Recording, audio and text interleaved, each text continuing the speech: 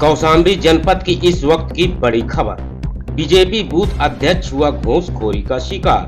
दिव्यांग बूथ अध्यक्ष से आवास के नाम पर वसूली। ऐसे कई दिव्यांग विकलांगों ने अवैध वसूली का लगाया आरोप। कौशाम्बी जनपद के भगवानपुर बहुगरा ग्राम सभा का है मामला, जहां पर जिले में भ्रष्टाचार और घूसखोरी का बड़ा साम्राज्य पनप चुका है और चारों तरफ घूसखोरी व भ्रष्टाचार व अवैध वसूली की खबरें सामने आ रही हैं। इसके चलते भाजपा को कौशाम्बी से करारी हार का सामना करना पड़ा है। भ्रष्ट और घूसखोर अधिकारी कर्मचारियों की वजह से आम जनता परेशान हो रही है। ताजा मामला नेवादा ब्लॉक के ग्राम पंचायत बहुगरा भगवानपुर के दिव्यांगों का मामला सामने आया है, जहां पर पीड़ितों ने आरोप लगाते हुए कहा कि हम लोग प्रधानमंत्री आवास पाने के लिए ग्राम सचिव से मुलाकात किए थे, तो सचिव ने कहा आवास लेना है तो 10,000 रुपए लगेगा, 5,000 रुपए अभी दे दो और 5,000 रुपए जब आवास की किस्त आएगी तब देना होगा। लेकिन अब आवास पाने के लिए पूरे 10,000 की मांग कर रहे हैं और धमकी दे रहे हैं कि जब तक पैसा नहीं दोगे तब तक आवास नहीं मिलेगा। इस घूसखोरी का शिकार बीजेपी बूथ अध्यक्ष सहित अन्य कई लोग भी हुए हैं। सवाल यह है कि बीजेपी बड़े पैमाने पर दावे कर रही है कि मेरा बूथ सबसे मजबूत, लेकिन बीजेपी का सबसे मजबूत बूथ ही घूसखोरी का शिकार हो रहा है, तो बीजेपी सरकार कैसे मजबूत होगी। हालांकि सरकार ने विकलांग जनों के लिए स्पेशल सुविधा मुहैया की है और तमाम ऐसी लाभकारी योजनाओं को निःशुल्क मुहैया कराने का आदेश भी है और विकलांगों के संपूर्ण बॉडी को चुस्त दुरुस्त व सुलभ बनाने के लिए तमाम ऐसे उपकरण निःशुल्क वितरण किए जाने की योजना लागू है, जिससे विकलांग जन अपने सुनने, बोलने व देखने, चलने की क्षमता को बढ़ा सके, जिससे विकलांगों को काफी सुविधा मिल सके।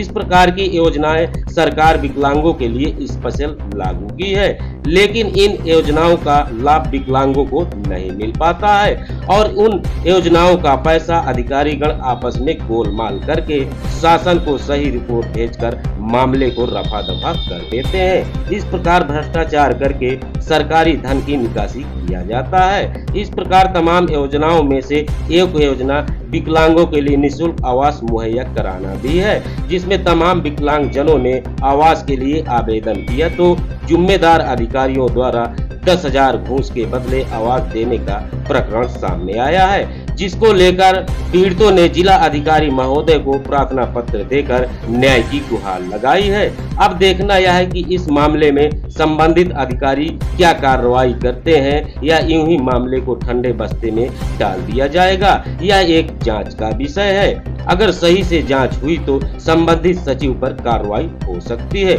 आइए देखते हैं पूरी ग्राउंड रिपोर्ट कौशाम्बी से कौशलेंद्र प्रताप चौधरी के साथ। नमस्कार। ये मंगल प्रजापति भारतीय जनता पार्टी बूथ अध्यक्ष 276। मेरी सुनवाई में विकलांग कोटा से आवास आई थी, आपात करके कैंसिल कर दिया। फिर दौड़ धूप किया तो कह रहे 5,000 रुपया सेक्रेटरी साहब मांग रहे हैं। मेरे कोई सुनवाई नहीं है।